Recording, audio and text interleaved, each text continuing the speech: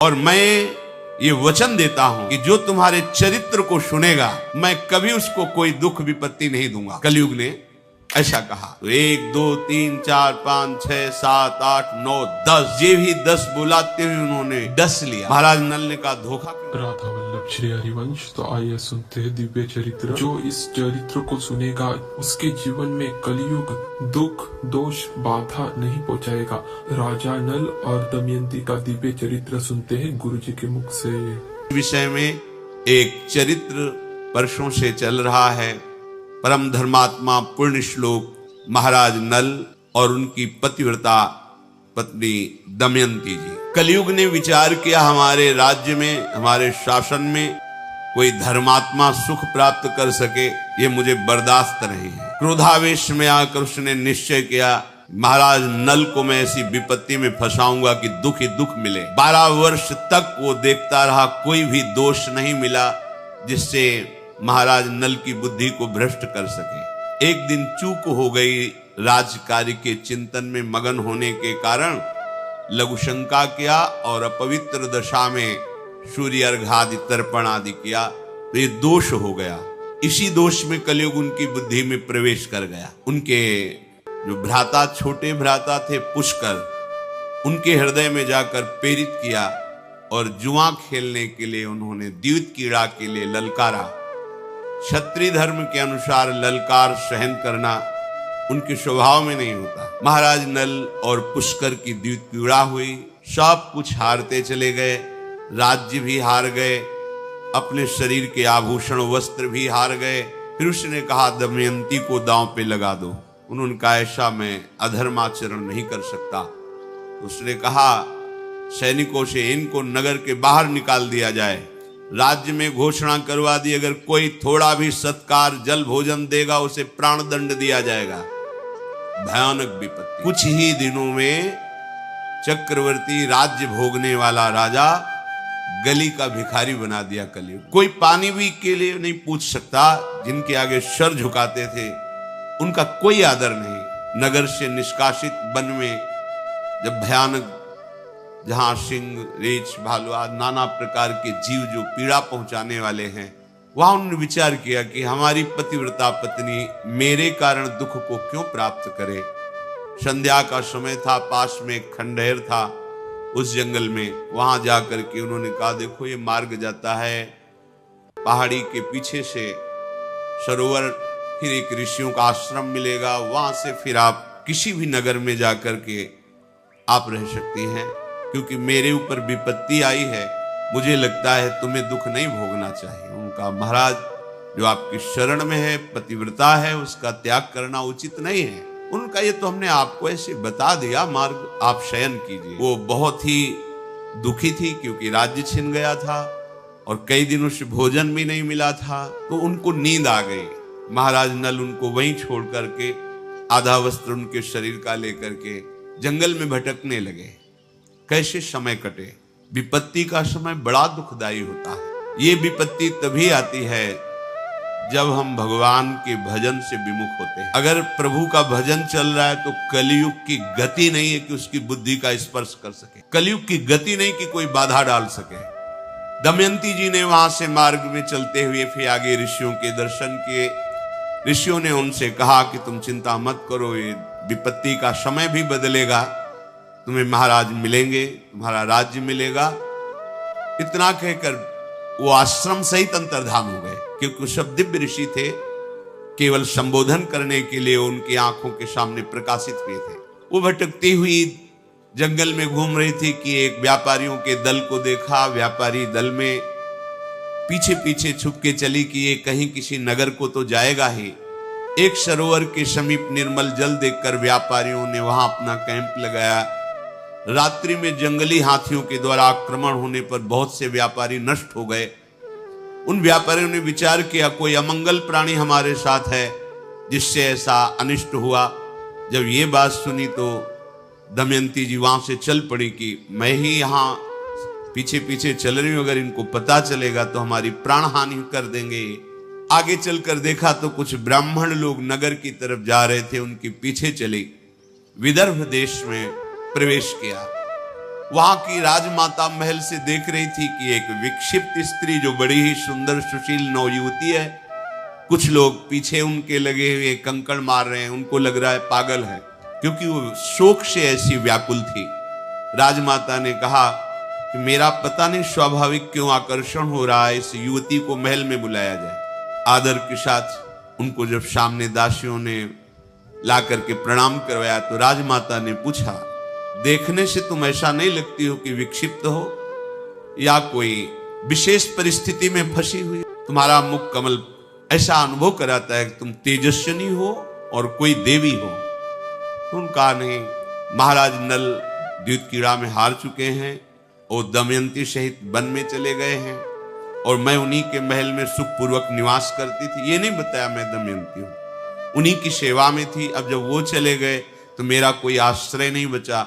अगर राजमाता आप कृपा करें मुझे आश्रय दे दे तो आपका बहुत उपकार होगा, पर मेरा नियम है, मैं एक पतिव्रता हूं, किसी के चरण नहीं धोऊंगी, किसी का जूठन नहीं खाऊंगी, किसी पुरुष से संभाषण नहीं करूंगी, केवल ब्रह्म ऋषियों से बात कर सकती हूं। अगर इन नियमों की आप सुरक्षा कर सके तो मैं आपके यहां रह पाऊंगी। राजमाता ने स्वीकृति दे दी और कहा, जैसे मेरी बेटी सुनंदा रहती है ऐसे तुम बेटी की तरह हो, कोई भय नहीं यहां। इधर महाराज नल बड़े ही व्याकुल होकर के कि ये विपत्ति कैसे नष्ट होगी, जंगल में भ्रमण कर रहे थे। उसी समय आवाज आई, पुण्य श्लोक धर्मात्मा महाराज नल मेरी रक्षा कीजिए, रक्षा कीजिए। जिधर आवाज आ रही थी उधर वो दौड़ के गए तो देखा दावानल लगा हुआ है, जंगल में भीषण आग फैली हुई और कोई आग की ज्वाला के बीच में पुकार रहा है। इन्होंने देवताओं को प्रसन्न किया था तो अग्नि भगवान ने वरदान दिया था कि कभी अग्नि की दाहिका शक्ति तुम्हें जलाएगी नहीं, अर्थात ज्वाला में तुम चंदन की तरह शीतल होते हुए जा सकते हो। वरुण देवता ने आशीर्वाद दिया था, जहां तुम चाहोगे वहीं जल प्रकट हो जाएगा। बड़ी देवताओं की आराधना की थी। तो अग्नि के प्रभाव से रहित उस ज्वाला में महाराज नल प्रवेश किए तो देखा बड़ा ही विशालकाय भयंकर करकोटक नाग कुंडली मारे बैठा हुआ है।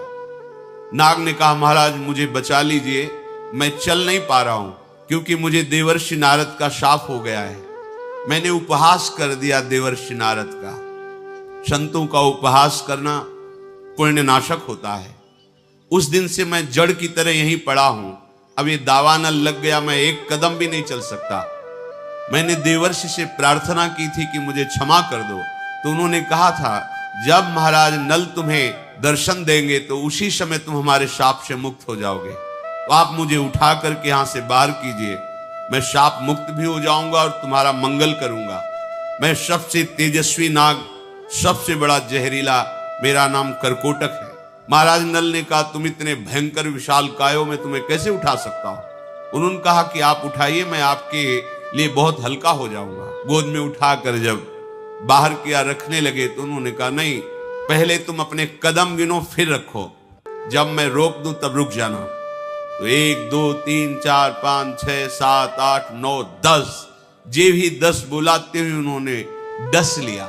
महाराज नल ने कहा, धोखा क्यों किया तुम कहते थे तुम्हारा कल्याण करेंगे, हमने तुम्हारी प्राण रक्षा की और तुमने हमें डस लिया। बोले, मैं तेजस्वी नाग हूं, मेरा प्रभाव विष का संकल्प के अनुसार होता है। तुम्हारे शरीर पर बिल्कुल प्रभाव नहीं पड़ेगा जहर का। तुम्हारे अंदर बैठा हुआ जो कलयुग है वो जलेगा, उसके अंग अंग में मेरा जहर जाएगा और वो बड़े शीघ्रता से तुम्हारे शरीर का त्याग करेगा और उसके त्याग करते ही तुम्हारी बुद्धि शुद्ध हो जाएगी और सारी संपत्ति प्राप्त हो जाएगी। ये कलयुग तुम्हें महान दुख दे रहा है। पर काटने के प्रभाव से उनका शरीर काला हो गया और नाटा हो गया। तो उनका ये क्या किया, मेरा नल रूप जो था वो तो अंतर्हित हो गया। बोले, तुम्हारे काम में आएगा क्योंकि शत्रु राजा तुम्हारा नाश कर देगा, इसलिए अब तुम्हें कोई पहचान नहीं पाएगा। आज से तुम्हारा नाम बाहुक होगा, तुम अपने को बाहुक कहना। और ये पट एक वस्त्र दिया कि जब तुम चाहना कि नल रूप प्रकट हो जाए तो ये वस्त्र ओढ़कर मेरा ध्यान करना, तो तुम्हारा ये रूप हट जाएगा और तुम नल रूप में प्रकाशित हो जाओगे। और जाओ, तुम्हारा मंगल हो। आज के बाद कभी भी कोई दाढ़ वाला जंतु तुम्हें खा नहीं पाएगा, कोई भी विषैला कीड़ा काटेगा, विष नहीं चढ़ेगा। और जहां कहीं तुम्हारी कोई विपत्ति होगी तो मैं सहायता के लिए आ जाऊंगा, ऐसा उसने वरदान दिया। महाराज नल से कहा कि तुम्हारे रक्षा के योग्य अयोध्या नरेश महाराज ऋतुपर्ण धर्मात्मा पुरुष हैं, तुम वहां जाओ, उनके समीप जाने से तुम्हारा मंगल होगा। बाहुक अर्थात महाराज नल राजा ऋतुपर्ण के समीप गए और कहा, महाराज मैं समस्त कलाओं में प्रवीण हूं, विश्व में कोई अश्व विद्या का ऐसा ज्ञाता नहीं जो मेरे समान हो। तीव्रगामी रथ से यात्रा बहुत कम समय में पूर्ण कराना ये मेरे हस्त लाघव होगा, और शिल्प कला का मैं बड़ा प्रवीण हूं और राजनीति का मर्मज्ञ हूं।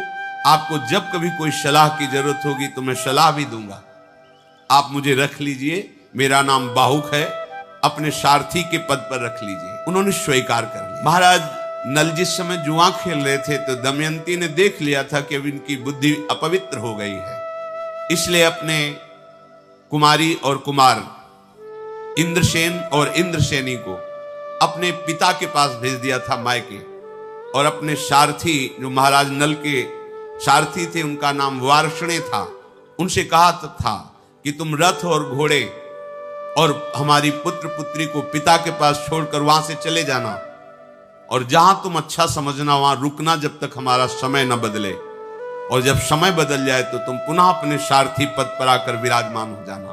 तो वो संयोग से वहां ऋतुपर्ण के यहां ही सेवा में थे। जब वार्ष्णे ने देखा कि इसकी बात और इसके गुण और इसका आभास तो मेरे महाराज नल जैसा है लेकिन रूप नहीं है, संकुचित हो गए और अपने साथ रख लिया, क्योंकि वो भी घोड़ों की ही सेवा में थे और इनको सारथी पद मिला था।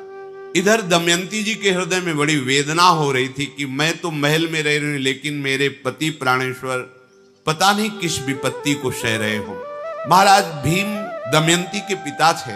जब कुमार कुमारी वहां छोड़े गए तो उनको पता चला परिस्थिति का, तो उन्होंने शास्त्रों ब्राह्मणों को बुलाया और दक्षिणा देकर कहा कि आप दिशाओं में जाइए और सब जगह खोज कीजिए, अगर नल दमयंती का पता आप लगा लेते हैं तो आपको कई हजार गौवें, स्वर्ण मुद्राएं और नगर ये आपकी सेवा में हम समर्पित करेंगे। ब्राह्मणों ने खोज की। एक ब्राह्मण ने ये सूचना पाई कि यहाँ राजमाता के यहाँ कोई नवीन युवती आई हुई है। अब वो कौन है ये मुझे पता नहीं। गुप्तचरों द्वारा उस ब्राह्मण ने जब ऐसा सुना तो महल में प्रवेश किया।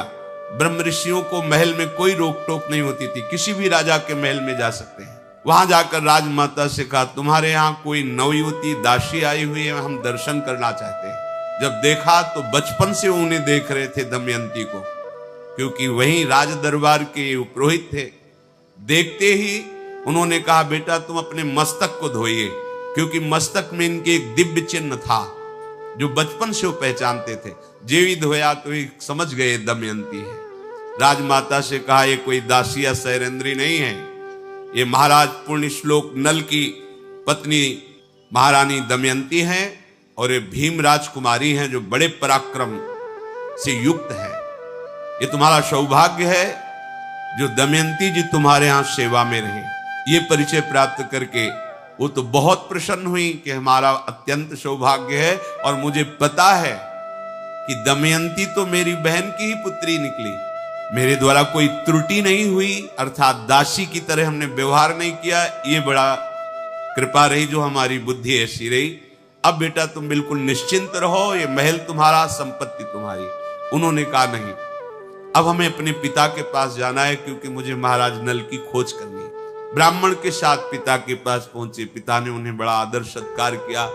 दमयंती जी ने अपनी माता के समीप जाकर अपने हृदय की बात कही और कहा कि हम चाहते हैं कि कुछ गुप्त रूप से ब्राह्मण भेजे जाएं, जिनको मैं श्लोक सिखाऊंगी और हर सभा में, हर नगर में जाके श्लोक का गायन करें। ब्राह्मण जन जाकर सभा में या नगर की गलियों में वो श्लोक गाते। जब कोई उत्तर नहीं मिलता तो और नगर में चले जाते। ऐसे ही ब्राह्मण अयोध्या पहुंचे और ऋतुपर्ण की सभा में जब श्लोक गाया तो वहीं बैठे हुए बाहुक रूप में महाराज नल थे। सभा से बाहर निकले और एकांत में उस ब्राह्मण से मिले, उस श्लोक का उत्तर दिया। दमयंती ने कहा था, जो शब्द बोले जाएं वैसे ही शब्द हमारे सामने कहा जाए, मिलावट ना की जाए। संदेश वाहक को इतना चतुर होना चाहिए कि शब्दों में अपनी मिलावट नहीं होनी चाहिए, नहीं भाव बदल जाएगा। जो संदेश दिया जाए, जिन शब्दों से दिया जाए, ठीक केवल उतना ही शब्द बोलना चाहिए, अपनी मिलावट की तो फिर भाव बदल जाएगा। इसलिए ब्राह्मणों से कहा था जैसे शब्द बोले जाएं वही बोलना आके। ब्राह्मण लोग आए और बताया दमयंती से कि राज चिन्ह तो कोई नहीं दिखाई दे रहा था। वो महाराज ऋतुपर्ण के सारथी हैं, काला शरीर है, नाटा स्वरूप है, पर उन्होंने उत्तर में आपके श्लोक का यही दिया था कि कोई भी पतिव्रता पत्नी अपने पति पर दोष नहीं करती। ऐसी परिस्थिति थी दुखद, उस दुखद परिस्थिति में तुम दुख ना भोगो, इसलिए उसने तुम्हारा त्याग किया था। देख लो, वो तुम्हारे जीने के लिए, अन्न प्राप्त करने के लिए अपने अधो वस्त्र को भी स्वर्ण पंखों से युक्त पक्षियों को पकड़ने की चेष्टा की, तो वो पंख धारण करने वाले पक्षी वो कपड़ा भी लेकर उड़ गए। ये बात केवल महाराज नल जानते थे। दमयंती जी ने कहा निश्चित महाराज नल ही हैं, दूसरा कोई नहीं, पर रूप क्यों नहीं है ये मुझे पता नहीं, क्योंकि ये हमारे और महाराज नल के बीच का संवाद केवल महाराज नल जानते हैं। दमयंती ने अपनी माता से कहा मैं एक गुप्त कार्य करना चाहती हूं जिसे महाराज पिता भीमसेन भी ना जान पाए और कोई नगर का एक भी नागरिक ना जान पावे। माता ने सहयोग दिया। दमयंती जी ने कुछ ब्राह्मणों को भेजा कि केवल महाराज अयोध्या नरेश ऋतुपर्ण से जाकर कहो कि दमयंती ने वरण करने के लिए दूसरा स्वयंवर रचा है। बहुत से राजा और राजकुमार आए हैं, आपका भी निमंत्रण है, पर वो बड़ी शीघ्रता से स्वयंवर रचा है, इसलिए समय नहीं है, सुबह ही स्वयंवर है, ऐसा बोलना जाके। ब्राह्मणों ने ऐसा ही किया। ऋतुपर्ण जी ने दमयंती का स्वरूप, सौंदर्य, महिमा सुनी थी। उन्होंने कहा कि कोई हमें सुबह तक पहुंचा ही नहीं पाएगा, 100 योजन अयोध्या से दूर है, कैसे कुंडनपुर में हमें सुबह तक कोई पहुंचा सकता है। तो सारथी बाहुक ने कहा सुबह तो बहुत समय होता है महाराज, मैं संध्या होते होते आपको पहुंचा दूंगा। तो उनका बातें बनाने से नहीं होता, बहुत बड़ी यात्रा है, 400 कोस दूर, 100 योजन का मतलब 400 कोस दूर, और रथ से इतने कम समय में पहुंचा देना। उनका महाराज मेरी यही अश्वविद्या है, तो उनका तुम शीघ्र घोड़े छाट कर लाओ और मैं तैयारी करता हूं, स्वयंवर में मैं दमयंती के सम्मिलित होना चाहता हूं। 4 ऐसे मरे से घोड़े छाट के लाए। उनका तुम्हारा दिमाग खराब है, ये घोड़े कहीं एक नगर से दूसरे नगर में नहीं जा सकते हो, तुम इतनी लंबी यात्रा। बोले हम पर विश्वास है, तो तुम्हारे राज परिवार के घोड़ों में ऐसे घोड़े हैं ही नहीं, जैसे ये बलवान घोड़े हैं, तुम्हें निर्बल दिखाई देते हैं। आप आइए और रथ पर विराजिए। जे ही रथ पर वो विराजे, घोड़ों ने घुटने टेक दिया। उनको लगा कमजोरी के कारण। उन्होंने कहा देखो जब मैं बैठा तो ये घोड़े घुटने टेक दिए, ये यात्रा करेंगे। बोले महाराज अब ये भूमि को प्रणाम करके भूमि का स्पर्श भी नहीं करेंगे, ये वायु वेग से चलने वाले घोड़े हैं और मैं इनकी परीक्षा करके इनको जांच करके लाया हूं। ऐसा ही किया, रथ पर विराजमान हुए, चल पड़े। अचानक वो दुपट्टा संभाल नहीं पाए, गिरा। उन्होंने कहा हमारा दुपट्टा गिर गया है, रुको। तो उनका महाराज पता है कितने कोस आप आगे निकल चुके, आपका दुपट्टा गिरा और आप बोले इतने में कई योजन हम आगे निकल चुके हैं, इतनी तीव्र गति रथ की। तो उनका आश्चर्य है तुम्हारी अश्व विद्या को, पर मेरी भी विद्या आप समझ लीजिए, मैं गणित विद्या में पूरे विश्व में नंबर 1 में हूं। तो उनका महाराज कहना अलग बात होता है, प्रमाण दीजिए। ऐसे चलते हुए कहा ये बहेड़े का वृक्ष है, इसमें जितने ऊपर पत्ते लगे हुए हैं उससे 102 पत्ते नीचे ज्यादा गिरे हुए हैं, एक डाल में इतने फल, इतने पत्ते, इतने पुष्प हैं। रथ रोक दिया और कहा मैं गणना करके ही प्रमाणित मानूंगा। तो उनका अगर इसकी गणना में लगोगे तो स्वयंवर में नहीं पहुंच। बोले आप निश्चिंत रहिए। देखा एक डाल काट करके जितने पत्ते बोले थे उतने ही पत्ते, उतने ही फल, उतने ही पुष्प। उनका महाराज आपकी गणित लाजवाब है। तो उनका गणित ही नहीं, मैं द्यूत कीड़ा का भी महारथी हूं, मैं तुम्हें द्यूत कीड़ा भी बताऊंगा और तुम मुझे अश्व विद्या बता देना। इतने में कलयुग शरीर से बाहर निकला और महाराज नल को प्रणाम किया और कहा आप क्षमा कर दीजिए, मैं कर्कोटक के विष से जलते हुए अब नहीं रह सकता, इसलिए मैं निकला हूं। अगर तुम क्षमा कर दोगे तो विष का शमन हो जाएगा। और मैं ये वचन देता हूं कि जो तुम्हारे चरित्र को सुनेगा मैं कभी उसको कोई दुख विपत्ति नहीं दूंगा। कलयुग ने ऐसा कहा। महाराज नल ने कि हमारे प्रारब्ध का ही विधान था, इसमें तुम्हारा क्या दोष। कलयुग बहेड़े के वृक्ष में समा गया और वो रथ हाँक करके कुंडनपुर पहुंचे। वहां देखा तो कोई स्वयंवर का कहीं कोई चिन्ह भी नहीं, कोई राजा नहीं, कोई राजकुमार नहीं, कोई हलचल नहीं। तो ऋतुपर्ण बड़े ही विद्वान राजा थे। मन में हुआ कि ऐसा क्यों ब्राह्मण लोग मिथ्या भाषण नहीं करते। तो ये हमारे यहाँ जाके बोले कि स्वयंवर है, यहाँ तो कोई रचना नहीं। जे ही महाराज भीम ने सुना कि बड़े बलवान विद्वान धर्मात्मा राजा ऋतुपर्ण पधारे हुए हैं, तो उनको वैसे ही अगवानी की, महल में लाए, स्वागत किया और कहा महाराज अचानक आपका आगमन मैं जानना चाहता हूं कि किस कारण से हुआ। अब वो ये तो बोल नहीं सकते कि स्वयंवर के कारण, तो वहां कुछ भी स्वयंवर का नहीं। उन्होंने कहा बस आपसे मिलने की इच्छा हुई इसलिए चला आया। उनको लगा ऐसा कैसे हो सकता है, इतना बड़ा राजा केवल मिलने के लिए आया हो बिना किसी कारण के। पर जब कह रहे हैं तो मान लेते हैं। महल में उनके विश्राम की व्यवस्था की।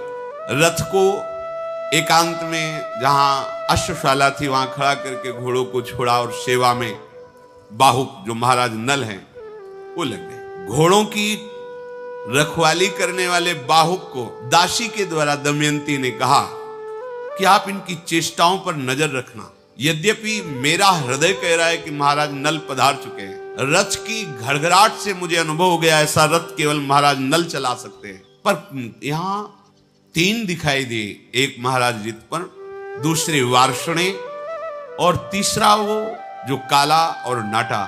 तो महाराज नल कहाँ है? और मुझे आभास हो रहा है कि मेरे पति पधारे हुए हैं। जो सत्य पे चलता उसका हृदय कभी मिथ्या संकेत नहीं करता, जो सत्य बोलता है उसकी वाणी कभी मिथ्या नहीं होती। जो पातिव्रत धर्म से युक्त है वो अपने पति के सामीप्यता का आभास निश्चित कर लेती है। दमयंती जी ने अपनी दासी से कहा आप जाकर के इनकी चेष्टाओं पर नजर कीजिए। ये महाराज ऋतुपर्ण के सारथी के रूप में जो है क्या मेरे महाराज नल हैं?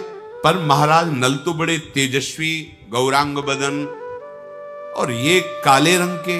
विश्वास मेरा कहता है ये महाराज नल है, पर प्रमाण कहता है कि नल नहीं है। मुझे प्रमाण चाहिए। दमयंती बोली दासी से केशनी तुम मेरा एक काम करो, ये छोटी छोटी बाहों वाले जो कुरूप रथ वाहक हैं इनके निकट जाओ और मैं जैसे शब्द बोल रहे हूं वही बोलना। मधुर वाणी से पूछना तुम्हारा कुशल है।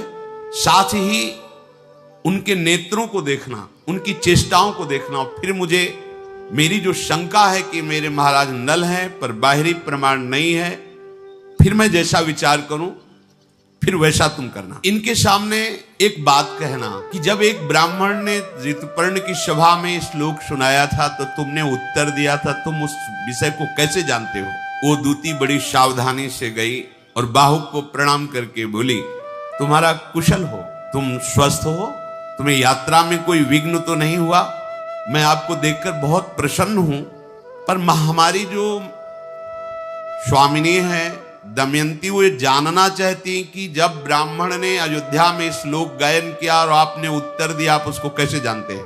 आपने उत्तर क्यों दिया और उस उत्तर के रहस्य को आप कैसे जानते हैं? और जब स्वयंवर की बात हुई तो आप इतनी शीघ्र यहां आ गए, ऐसी अश्वविद्या आपको कहां से प्राप्त हुई? या तो महाराज नल में है या महाराज नल जिसको शिक्षा दे दे उसमें है। आप इन 2 बातों का उत्तर दीजिए। बाहुक बोले वो वार्ष्णे हैं जो महाराज नल के सारथी हैं और उनको तो जानती अयोध्या नरेश है और मैं उनका सारथी हूं। मैं अश्वविद्या में महाराज नल से बिल्कुल कम नहीं हूं, सारथी के कार्य में बड़ा निपुण हूं। मैं ये नहीं बता सकता कि मुझे विद्या कहां से प्राप्त हुई है, पर मैं महाराज नल से कम नहीं हूं। मुझे वेतन देकर ऋतुपर्ण ने अपनी सेवा में रखा है। और जो तुम श्लोक की बात कह रहे हो तो मैंने किसी से सुन रखा था, इसलिए मैंने उत्तर दे दिया। क्योंकि कोई पतिव्रता पत्नी को क्यों त्यागेगा जब तक वो भारी विपत्ति में नहीं होगा? भारी विपत्ति में भी उसके सुख को निमित्त बना करके त्यागा होगा, इसलिए मैंने वो श्लोक गान कर दिया। वो आकर के दमयंती से बोली कि आपने जो प्रश्न किया था उसका उत्तर ऐसा उन्होंने दिया है। हृदय में बहुत वो जल रहे कि अभी कोई हमें संकेत नहीं मिल रहा कि हमारे महाराज नल है, पर मेरा हृदय कहता है कि मेरे महाराज नल है। कहा एक बार जाओ और कहो क्या उस पुरुष का एक कर्तव्य था कि जो प्राणपण से समर्पित शरणागत हो उसका त्याग कर दे किसी भी विधान से। दासी गई और जाकर के कहा कि जो शोकाग्नि में वैसे ही व्यथित थी, असहाय थी, तो क्या उस पुरुष को अपनी शरणागत स्त्री का त्याग करना उचित था? ये दमयंती जी ने प्रश्न किया है आपसे, क्योंकि आपने उस पुरुष के विषय में बोला है, तो क्या उस पुरुष को उचित था? उनके आंसू चलने लगे। उन्होंने कहा कि उसके हृदय में कितना बड़ा विचार दुखद आया होगा। वो किंकर्तव्य विमूढ़ हो गया था, उसके ऊपर कलयुग का प्रभाव था। कई कारणों से उन्होंने अपनी प्रिय पत्नी का त्याग किया, ना कि क्रोध से, ना कि दोष दृष्टि से। जिसके वस्त्र अपहरण कर लिए गए, जिसका राज्य अपहरण कर लिया गया, जो भटक रहा है दुखद परिस्थिति में, वो अपनी पत्नी को कैसे दुख देने की बात सोच सकता है? इस परिस्थिति में पत्नी को दुख ना मिले इसलिए उसने त्याग किया था।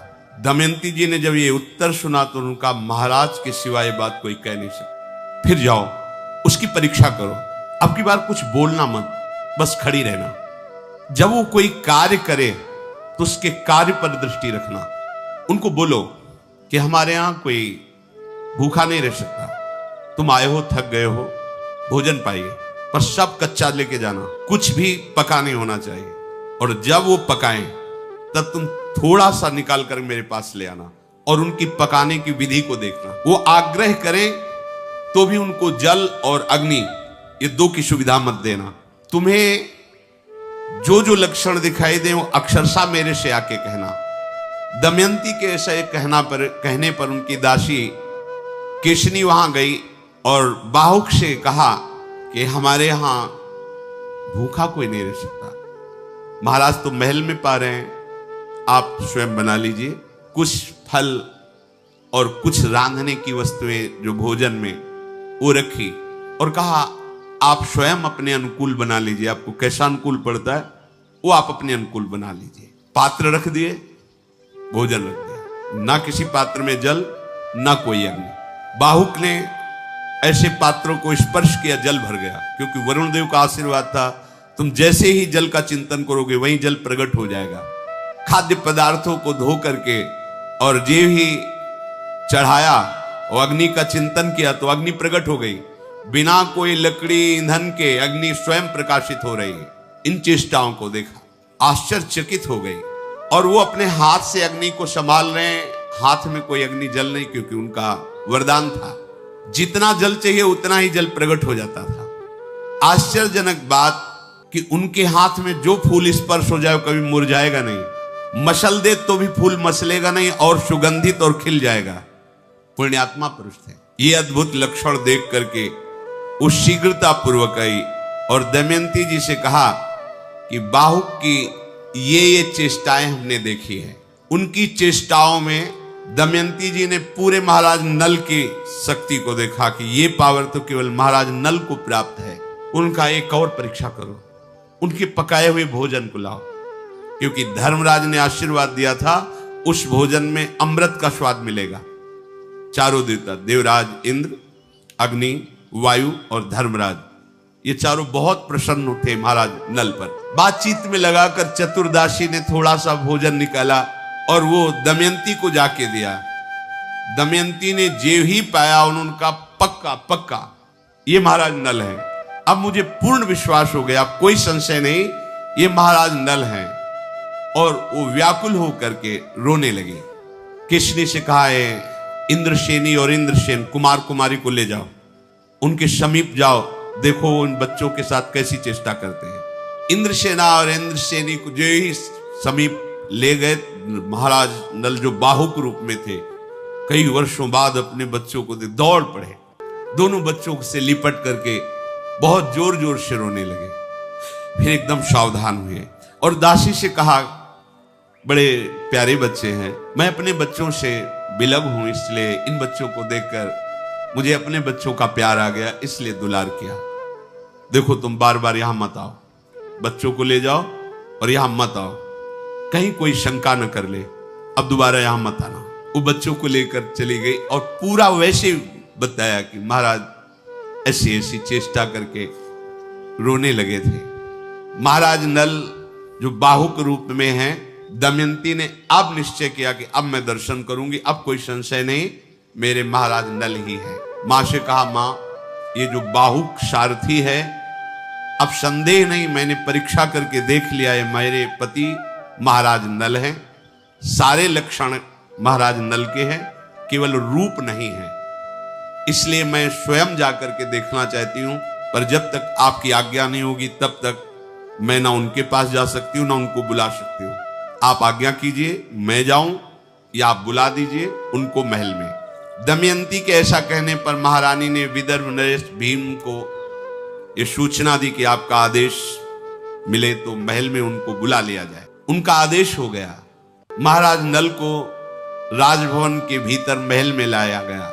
दमयंती ने राजा नल के नेत्रों में सब छुप सकता है लेकिन नेत्र नहीं छुप सकते। नेत्र से भाव प्रकट हो जाते हैं। कोई भी कैसा भी, अगर चोर भी है और आप सही नेत्रों में नेत्र मिलाए तो नेत्र बता देंगे। उनके नेत्रों में, प्रेमी है तो नेत्र से पता चल जाएगा, द्वेषी है तो नेत्र से, छल कपट है तो नेत्र, सब छुपा सकते हो, नेत्र नहीं छुपा सकते, पर नेत्र पहचानने की योग्यता होता।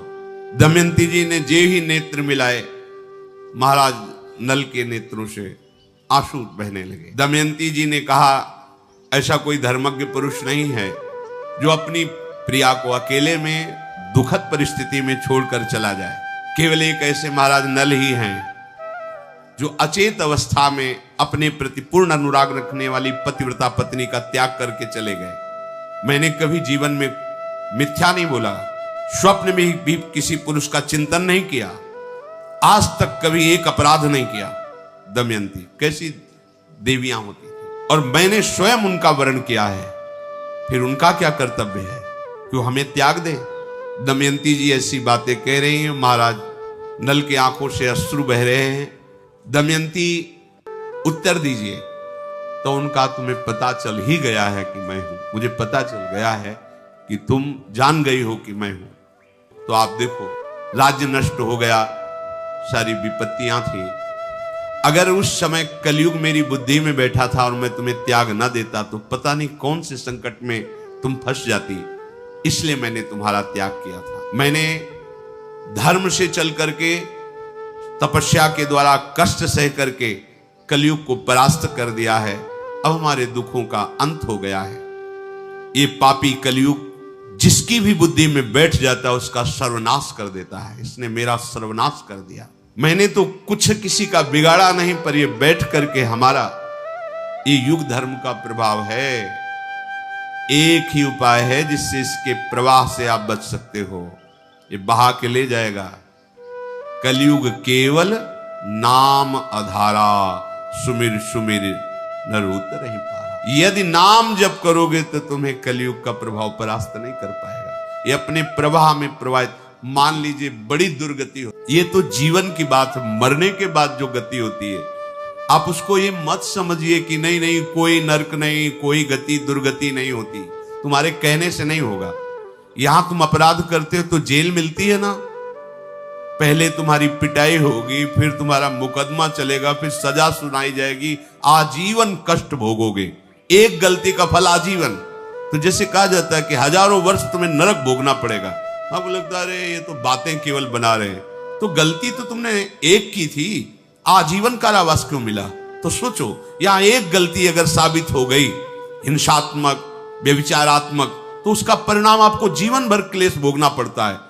तो क्या तुम जो पापाचरण कर रहे हो इसका परिणाम तुम्हें नरक नहीं भोगना पड़ेगा? तुम्हारे ना कहने से थोड़ी हो जाएगा, समझो, तुम्हारे ना कहने से हो जाएगा। अरे कोई राजकीय कानून नहीं है, जो मन आए सो करो करो। जब फंस जाओगे, प्रमाणित हो जाओगे, तो तुम्हें खुद पता चलेगा। तो सत्संग के द्वारा, शास्त्र श्रवण के द्वारा अपने लोग जान रहे हैं कि भयानक वेदना, दंड दिया जाता है नरक में अगर हम ऐसे ऐसे आचरण करेंगे, और ये आचरण करवाने में समर्थ है कलयुग, इसका प्रभाव है। बच सकते हो तो केवल भगवान नाम से। इसीलिए चीख चीख के कहते हैं कि शाप साधनों को करने की सामर्थ्य अब नहीं रह गई, कि आप तपस्या करो, आप जितेंद्रिय हो करके प्राणायाम करके और समाधि भाव, न शरीरों में ताकत रहेगी, न आहार में ताकत रहेगी, न बुद्धि में ताकत रहेगी। एक बात सब कोई कर सकता है, बच्चा हो, बूढ़ा हो, कोई पढ़ा लिखा हो ना हो, जो जहां जैसे भी राधा राधा राधा राधा। इसके लिए तुम्हें कोई ये शर्त नहीं रखी जा रही कि ऐसे हो तो राधा बोलो, नहीं, जैसे भी हो, जहां भी हो, राधा राधा राधा। तो कलयुग की क्या बात है, काल भी बाधा नहीं पहुंचा सकता, विश्वास कीजिए, काल भी बाधा नहीं पहुंचा। जहां राधा वहां कहां बाधा। और नहीं चाहे जितने शुभ कर्म कर लो, बख्शेगा नहीं कलयुग। देखो ये शुभ कर्म करने वाले पुण्य श्लोक महाराज नल का चरित्र इसीलिए गान करके कहा कि तुम कितना पुण्यात्मा होगे, इन जैसे महापुरुषों जैसे थोड़ी होगे। कैसी विपत्तियां, कैसे दुख, कैसे संकट भोगने पड़ रहे हैं। तो राधा राधा कहने से संकटों से बच जाएंगे क्या? पहली बात, तस्मात् शास्त्रम प्रमाणम थे। कोई बात केवल भावुकता पूर्वक कही जाए तो भी अच्छा है, लेकिन प्रमाण युक्त। हित सजनी स्वरूपा महाप्रभु हरिवंश चंद्र जी महाराज कह रहे, अनुल्लिख्यानंतानपि तदप राधान मधुपतिर महाप्रेमा विष्टम तो परम देयम विमृशति तवैकम श्री राधे गृणत इह नामामृत रसम महिम्नः कः सीमाम स्पृशति तौ दास्यैक मनसाम। कि जिसने केवल इतना सीख लिया है, राधा राधा राधा, तो लालजू ही महाराज संपूर्ण न्यायाधीशों का न्यायाधीश है, सुप्रीम पावर लालजू महाराज। सब मुकदमा हो गया, फांसी की सजा सुना दी गई, लेकिन राष्ट्रपति ने क्षमा कर दिया तो खत्म खेल। ऐसे ही महान पापी हो, महान अपराध किया है, लेकिन भगवान श्री कृष्ण ने तुम्हें क्षमा कर दिया। अहम त्वाम सर्व पापेभ्यो मोक्षयिष्यामि मा शुचा, खत्म खेल। तो हित सजनी स्वरूपा हरिवंश महाप्रभु कह रहे, अनुल्लिख्यानंतानपि तदपराधान मधुपतिर। चूक की बात नहीं कह रहे, अपराध की बात कह रहे। कितने बोले अनंत। यदि तुम राधा राधा राधा राधा ऐसा रट रहे हो, तो इस नाम के प्रताप को जानने वाले श्री कृष्ण चंद्रजू तुम्हारे पूर्व के सारे पाप नष्ट कर देंगे और आगे के लिखेंगे नहीं। अनुल्लिख्यानंतानपि तदपराधान मुद। फिर महाप्रेम से युक्त होकर विचार करते हैं, किसने राधा नाम लिया है, क्या दें? तो ये माई को वस्तुएं राधा नाम के बराबर थोड़ी हो सकती। तो आविष्ट होकर के उसको प्रेम प्रदान करते हैं, उसके पीछे पीछे डोलते हैं। बोले लाडली, ये तो आपके नाम की महिमा हुई, और कहीं किसी ने आपके चरणों का शरणागत भाव लेकर आपकी सेवा की भावना, दासत्व की भावना कर ली, तो उसको क्या देंगे? ये तो केवल नाम की महिमा, राधा नाम की महिमा। कलयुग की कोई चाल नहीं चल सकती, काल की कोई चाल नहीं चल सकती। जब आप राधा राधा राधा राधा रटेंगे ना, तो राधा नाम का एक प्रभाव है। जैसे हमारी राधा किशोरी का स्वभाव है, ने कहूं न रिस कहूं भूल हूं न होत सके, ऐसे एक प्रभाव है राधा नाम का। प्रगटित प्रेम प्रकाशम सकल जंतु शिशिरीकृत चित्तम गत कल तिमिर समूहम निर्मल अकलंक उदित जग चंद्रम। कलयुग की कोई भी चाल राधा नाम जापक के ऊपर नहीं प्रभाव डाल पाएगी। और प्रगटित प्रेम प्रकाशम, हृदय में प्रेम को प्रकाशित कर देगा।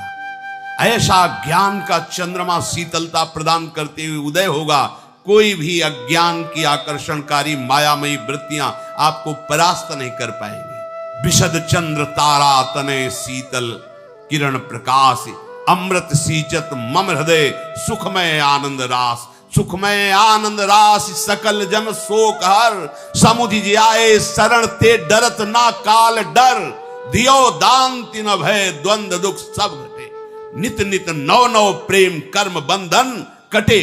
कटे कर्म बंधन संसारी, सुख सागर पूरी तति भारी। विधि निषेध श्रृंखला छुड़ावे, निज आलय बन आन बसावे। ओ आलय बन बसत संग पारस के, आयस कनक समान भयम।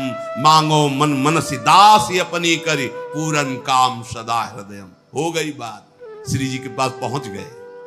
राधा राधा राधा, जितने भी श्वासे हैं, कोई भी हो कहीं भी हो, इससे सहज अमृत में बात नहीं मिल। राधा राधा राधा, कोई भी बाधा स्पर्श नहीं कर सकती। गरजते हुए तुम्हारा जीवन व्यतीत होगा, गरजते हुए। हरिवंश भरोसे भय निडर और नित गर्जत हरिवंश बल, ये बल प्रकट हो जाएगा तुम्हारा। हा हरि रा राधा बा वृंदावन सा सहचरी। नहीं तो अभी तो 5000 के ऊपर ही कुछ वर्ष में, मतलब अभी घुटने के बल भी कलयुग नहीं चल रहा। 4,32,000 वर्ष की आयु है। जवानी में इसके क्या होगा? अभी तो बच्चा भी ऐसा बच्चा है कि अभी घुटने के बल भी सही ढंग। 4,32,000 में तो अभी 32,000 वाला भी नहीं पूरा हुआ। 4,32,000 वर्ष की आयु है, अभी तो 5,000 कुछ वर्ष हुए होंगे कलयुग को लगे हुए। थोड़ा तो लाख में पहुंचने दीजिए, फिर देखना। भाव भ्रष्टाचारा सब संसारा, धर्म सुने नहीं काना। कलिकाल बिहाल किए मनुजा, नहीं माने को अनुजा तनुजा।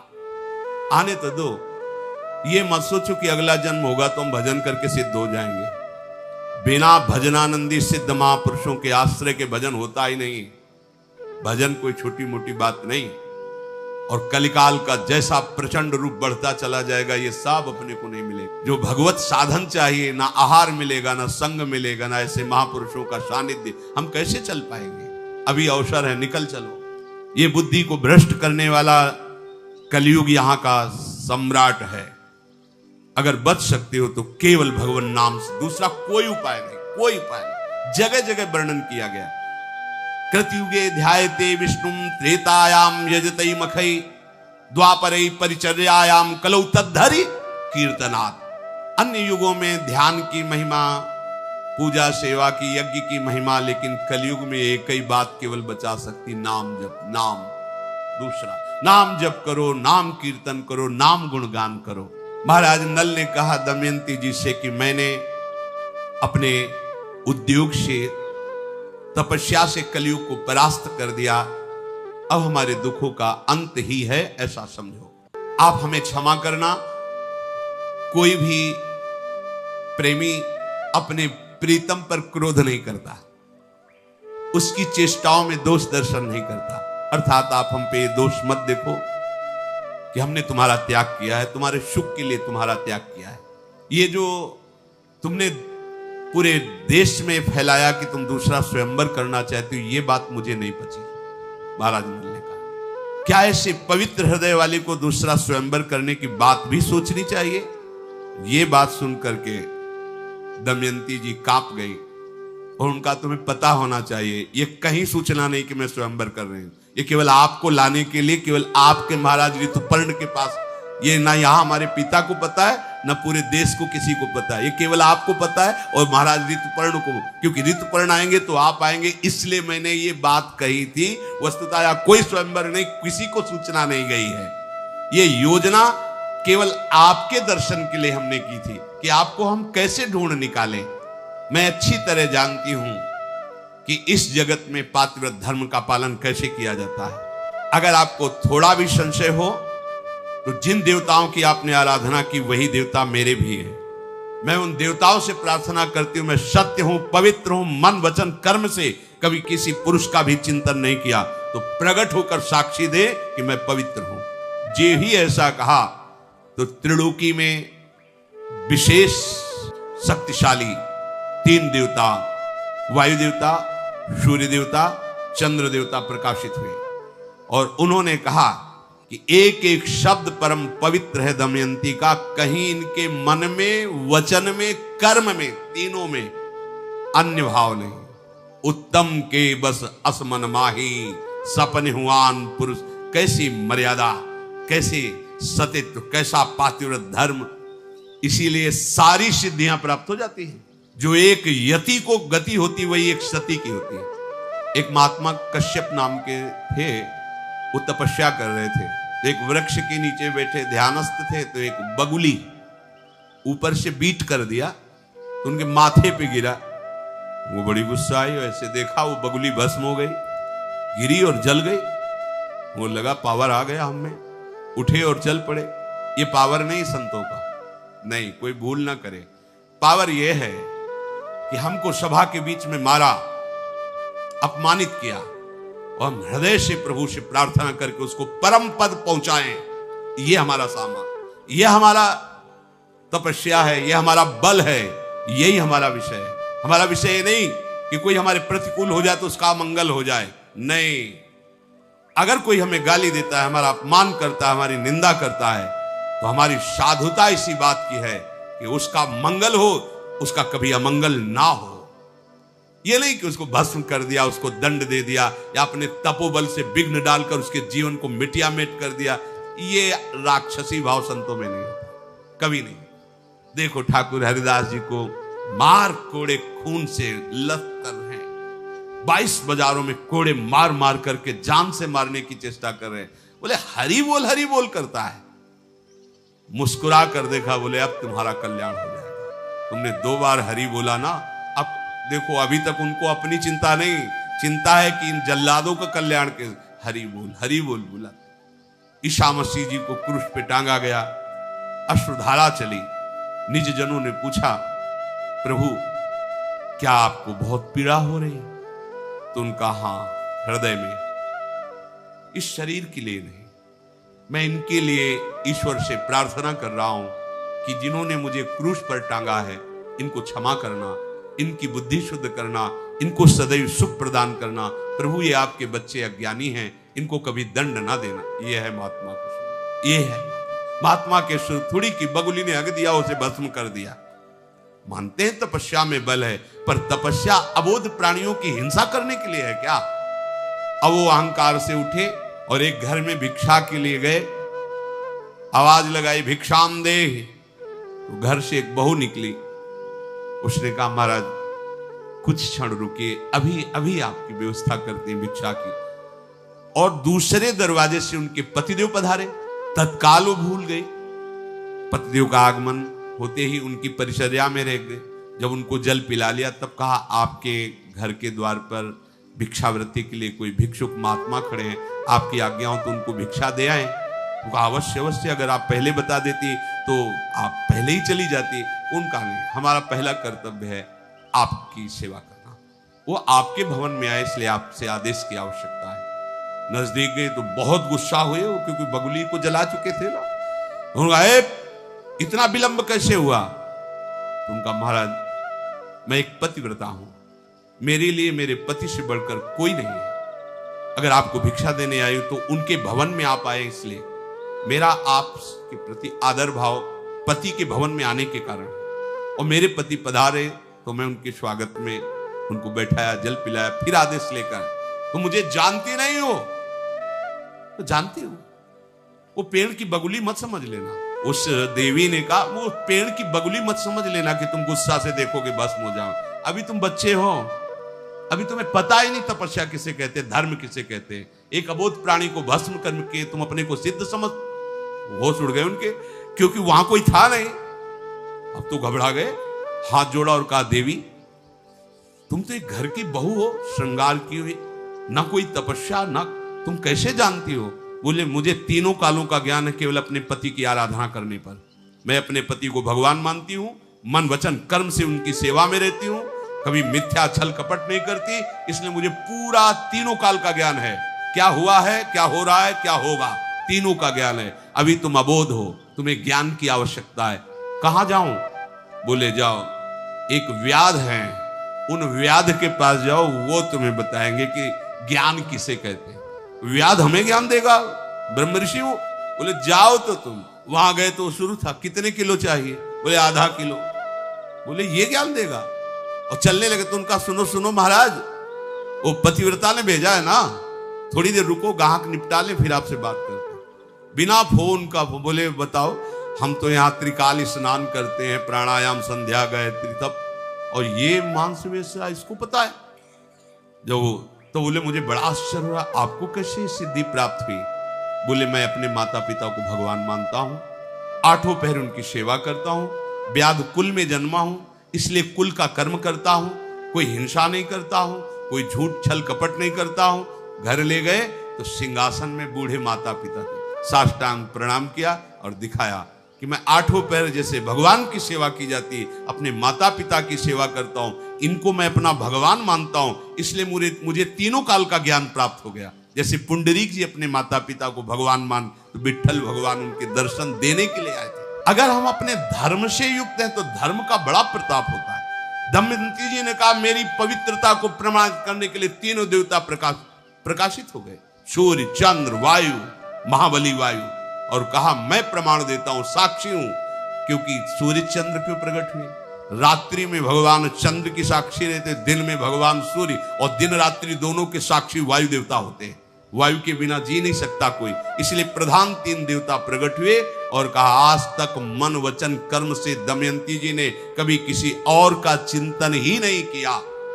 अंतरिक्ष लोक में वायु देवता, चंद्र देवता और सूर्य देवता ने कहा कि दमयंती पूर्ण निष्पाप है, जीवन में कभी पापाचरण नहीं। कैसे महाभागवत जन है। तुम्हारी प्राप्ति के लिए दमयंती आज भी देखो, जो वस्त्र तुमने काटा था आधा ले गए थे वही ओढ़े हुए हैं। जल से केवल पवित्र हो जाती थी, कभी उट्टन लगा के स्नान नहीं किया, कभी श्रृंगार नहीं किया, कभी आभूषण धारण नहीं किए। दमयंती परम पवित्र है, आप बिना किसी प्रश्न के इनको स्वीकार करें। दमयंती जी को महाराज नल ने हृदय से लगाया और कहा कि अब तुम बाहु के हृदय से नहीं लगी हो। देखो करकोटक नाग का स्मरण करके जे ही वस्त्र रखा उन्होंने दिया था तो वो नल रूप से प्रकाशित हो गए। नल रूप जे ही प्रकाशित होया, दमयंती जी ने बहुत प्रसन्न होकर के अपने पिता माता से कहा आज हमारे मनोरथ सफल हो गए हैं। जैसे चंद्रोदय होने पर शीतलता छा जाती है, ऐसे पूरे नगर में उत्सव मनाया गया। दमयंती के माता पिता ने बड़ी सेवा की दोनों की, इसलिए फिर उन्होंने अनुमति मांगी कि अब मुझे अपने राज्य जाना है। राजा नल ने विनीत भाव से ससुर को प्रणाम करके कहा कि आपकी बड़ी कृपा रही, अब आप मुझे आशीष दीजिए, मैं अपने राज्य को जा रहा हूं। जो विपत्ति में सहयोग करे वही रिश्तेदार, वही मित्र, पर प्राय ऐसा कम होता है। विपत्ति में लोग मुख फेर लेते हैं। कोई बिरला ही जो धर्मात्मा पुरुष भगवत भाव वाला हो वही सहयोग करता है। नहीं विपत्ति में फंसे हुए को चाहे जितना सगा संबंधी हो, हमने देखा है, भ्रमण के समय देखा है, जीवन में देखा है, प्रभु के सिवा कोई साथ देने वाला नहीं दिखाई देता। जब ये पता चलता है ना कि ये किसी काम का हमारे नहीं रह गया तो कोई प्यार नहीं करता, कोई साथ नहीं देता। और ये तब तक समझ में नहीं आता जब तक विपत्ति नहीं आती। इसलिए बड़े बड़े संतों ने कहा है कि विपत्ति बहुत बड़ा मित्र है जो असली चेहरा संसार का दर्शन करा देता है। जो थोड़े दिन होए हित अनहित या जगत में जान परे सब, कौन वास्तविक मेरे से प्यार करता है ये पता चलता है विपत्ति में। महाराज आपने विपत्ति में मेरा सहयोग किया, आपने जो सहयोग किया उसका थोड़ा सा और आप सहयोग कीजिए, मेरे को कुछ संपत्ति दीजिए, क्योंकि मैं अपने राज्य को वापस लाने के लिए एक बार जुआ फिर खेलूंगा जाके। तो बहुत से अश्व 16,000 बलवान हाथियों को स्वर्ण से आभूषित करके 600 पैदल सैनिक और 150 सुंदर स्वर्ण जटित रथ महाराज नल को दे। बड़ी स्वर्ण अशरफियां आप जाए। हमारा राजा नल अपनी सब वैभव के साथ अपनी राजधानी में गए और पुष्कर से कहा कि आओ हमने संपत्ति एकत्रित कर ली, अब जुआ होगा। तुमने छल के द्वारा मुझे हराया था, अब मैं धर्म के द्वारा तुमसे विजय प्राप्त करूंगा। उसने कहा महाराज बड़ी बड़ी बातें मत करो, अभी तो सब कुछ हार के गए थे, खेल तब होगा जब इस दांव में दमयंती को भी लगाओगे आप।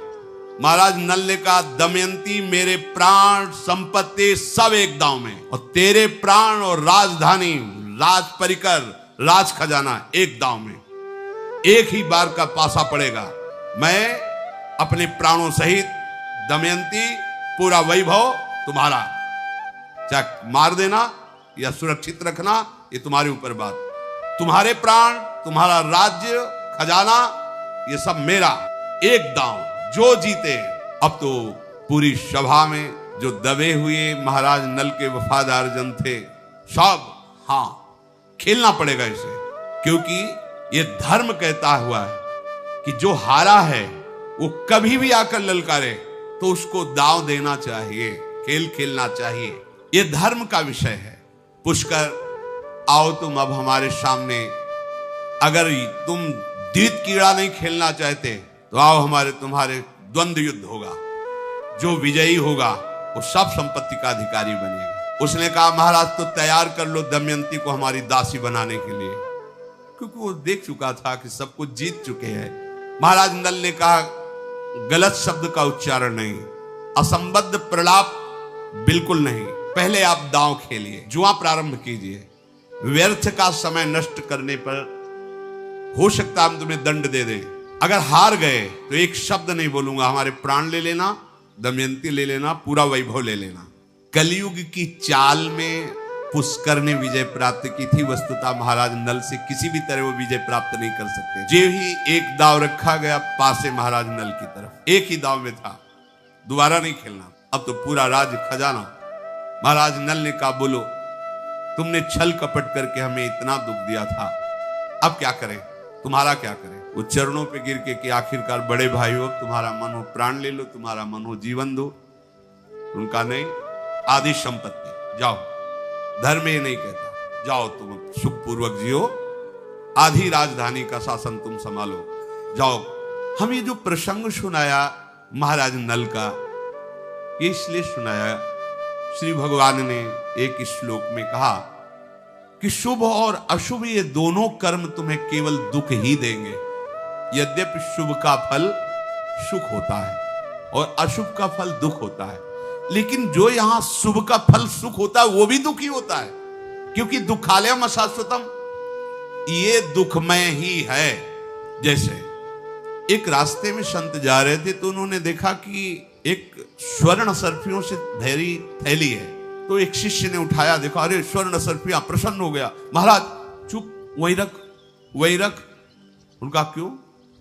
बोले इसलिए कि ये दुख है, ये सुख नहीं है। बोले महाराज गली गली रोटी मांगने से अच्छा है सर्पियां पास रहेगी, जिसको आदेश करेंगे वो भोजन देगा।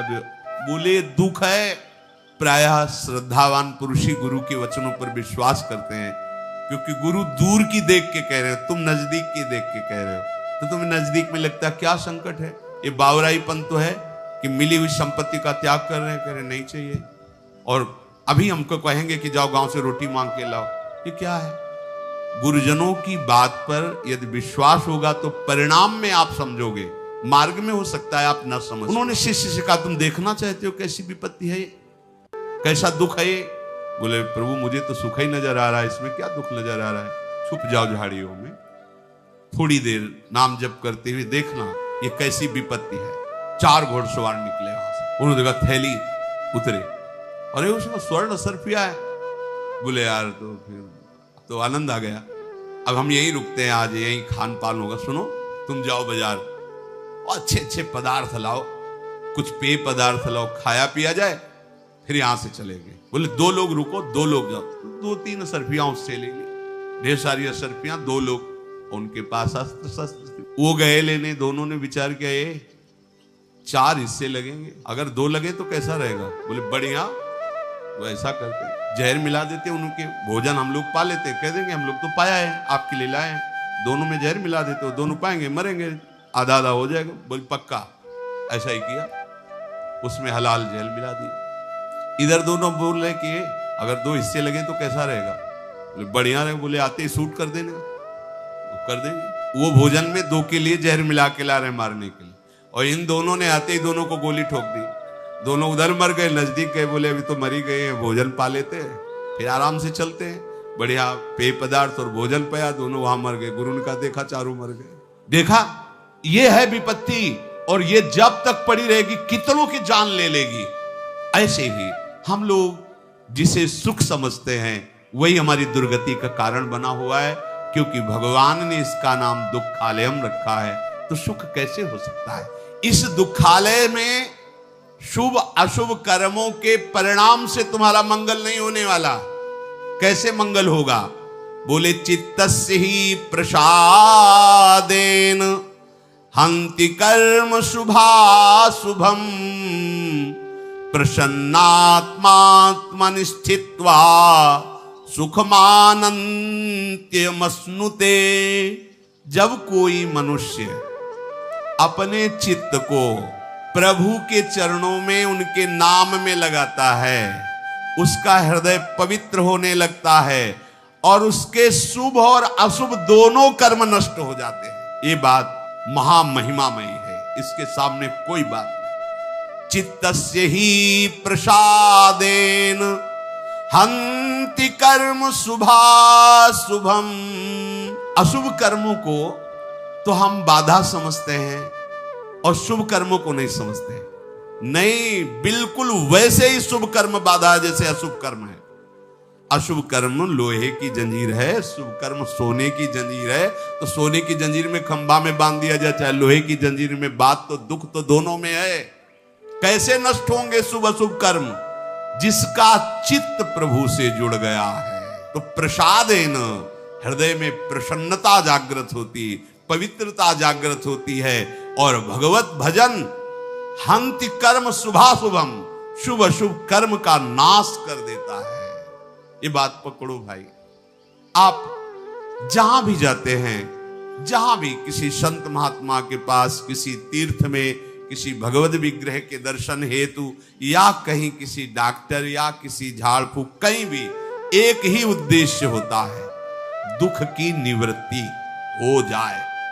आप सच्ची मानो, कहीं भी जाओ, अगर आपका चित्त भगवान से विमुख है तो शंकर सहस विष्णु अजतो ही सकहि न राखि राम कर द्रोही। विश्वास कर लो, वही तुम्हारा सर्वनाश कर देंगे। भगवान से अपने चित्त को जोड़े बिना तुम्हें कहीं शांति नहीं मिल सकती। कुछ भी करके देख लो, तुम्हारे शुभ अशुभ कर्म तुम्हें दंड देंगे ही।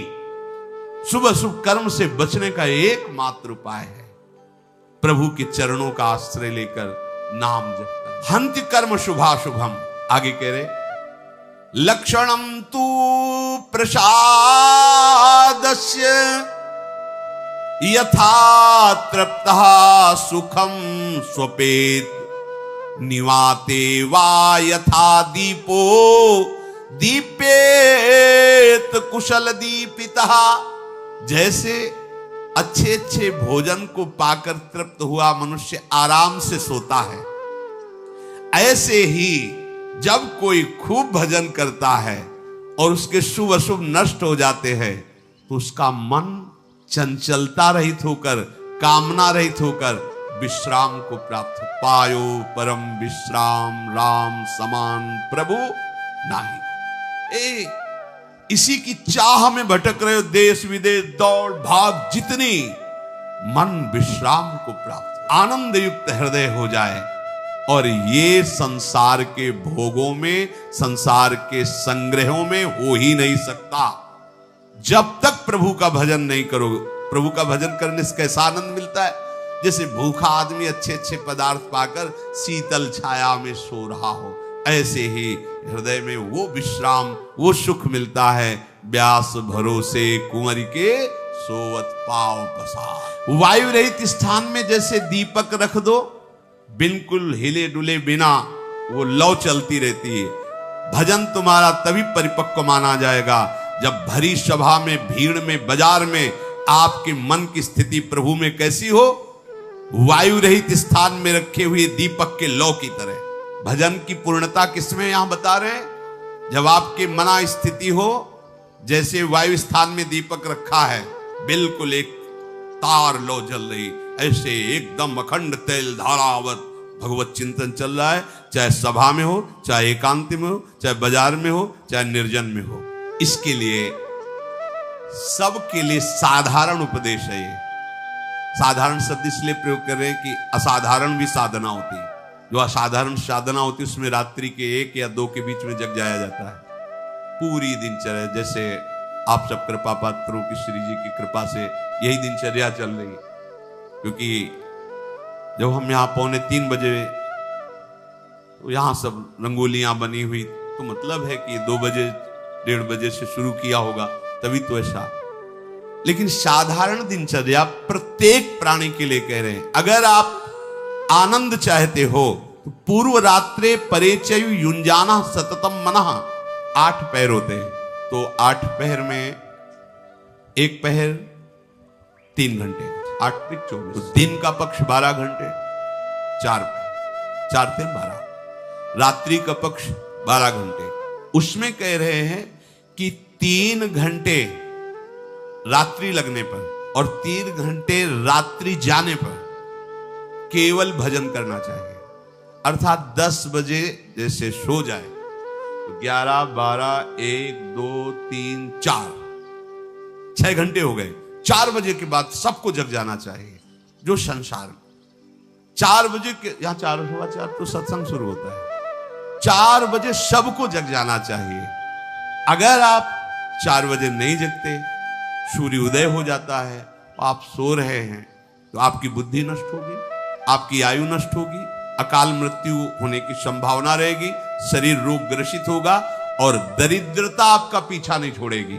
चाहे जितना रुपया कमा लो, तुम्हारा हृदय दरिद्र रहेगा। भावना में तुम, कामना में दरिद्र ही रहोगे। जैसे इतना मिला तो और इतना, कभी शांति नहीं मिलेगी। ये भागवतिक सिद्धांत है। ब्रह्म मुहूर्त प्रातःकालीन 4 बजे सबको उठ जाना चाहिए।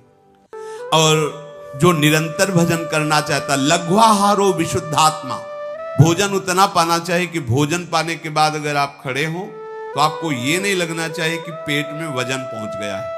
लघ्वाहार हो, थोड़ा आहार, क्योंकि अगर ज्यादा आहार पा लोगे तो भजन में वृत्ति नहीं रहेगी। रोज पाना है यार, जिंदगी भर पाना है, थोड़ा थोड़ा पाओ और खूब भजन करो। जिसका भोजन नीरस, शब्द याद कर लो, उसका भजन सरस, और जिसका भोजन सरस उसका भजन नीरस। ये महापुरुषों के वाक्य है, आप खुद अनुभव करके देख लेना। यहां तक खट्टी डकारे आ रहे, फिर शाम के पाला है, तो फायदा क्या हुआ यार? पाले का तो मतलब भजन बने। लघ्वाहार हो और विशुद्धात्मा, आपको अपने चित्त का मार्जन करना, पोछा लगाना है। चित्त में क्या कूड़ा करकट होता है? राग, द्वेष, कामना, ये सब कूड़ा करकट है।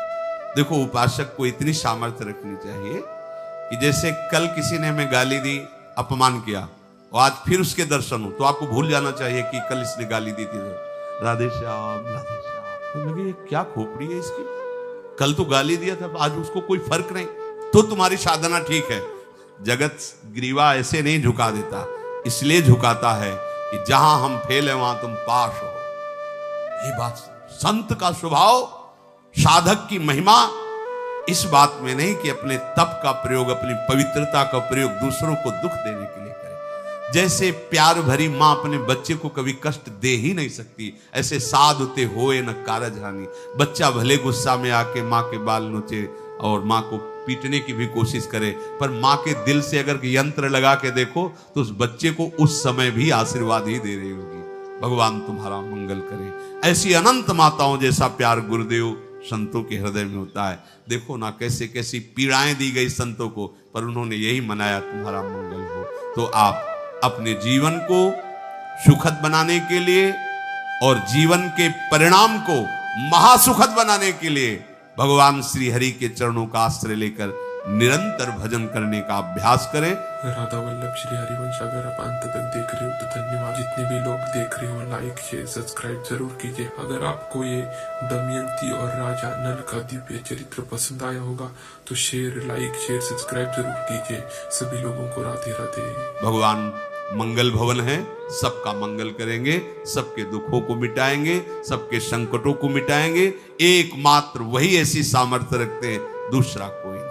श्री राधा वल्लभ लाल की।